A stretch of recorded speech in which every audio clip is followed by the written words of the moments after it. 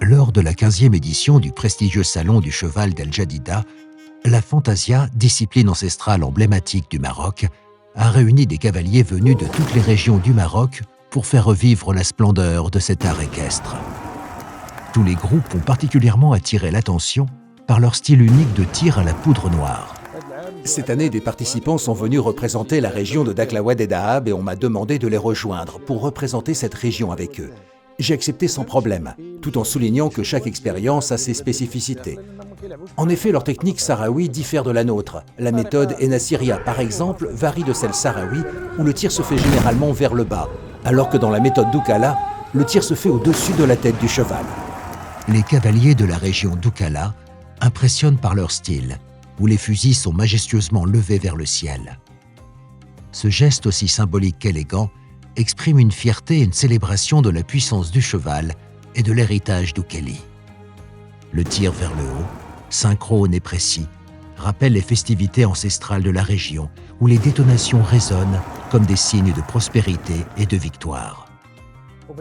Pour nous, représentants de la région d'Aklawad et Dahab en Fantasia, pratiquant la méthode sahraoui, cet événement est une opportunité précieuse pour rencontrer les différentes régions et tribus du pays, échanger des connaissances sur les cavaliers et les styles d'équitation et découvrir une diversité de cultures.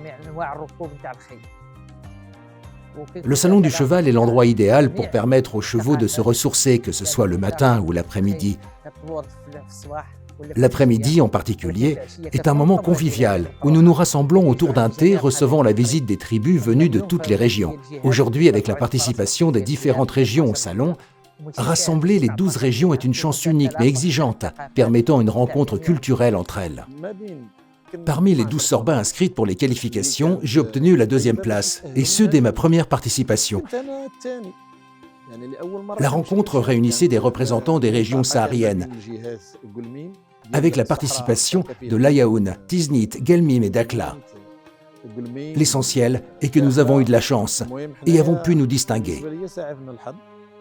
Malgré ces différences stylistiques, les deux troupes partagent une même passion pour la fantasia et une volonté commune de préserver cet art ancestral. La coordination des mouvements, la relation avec le cheval et la rigueur des cavaliers sont des éléments universels qui transcendent les styles régionaux. Ce n'est pas simple, car même si tu participes à un moussem, cela diffère de la compétition.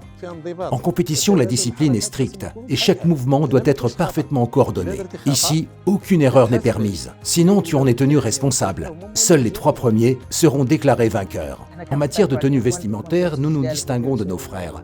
Tandis qu'eux portent des djellabas et des jabadors, nous, de notre côté, arborons des deras, des pantalons amples, des selams et des turbans, guidés par les valeurs de bonnes actions.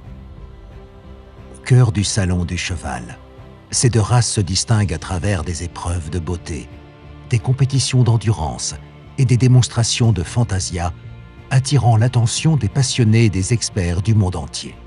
Le cheval barbe et l'arabe barbe ne sont pas seulement des icônes de la culture marocaine, mais aussi des symboles vivants d'une histoire partagée avec le cheval, inscrite dans les traditions guerrières, les déplacements et les fêtes populaires.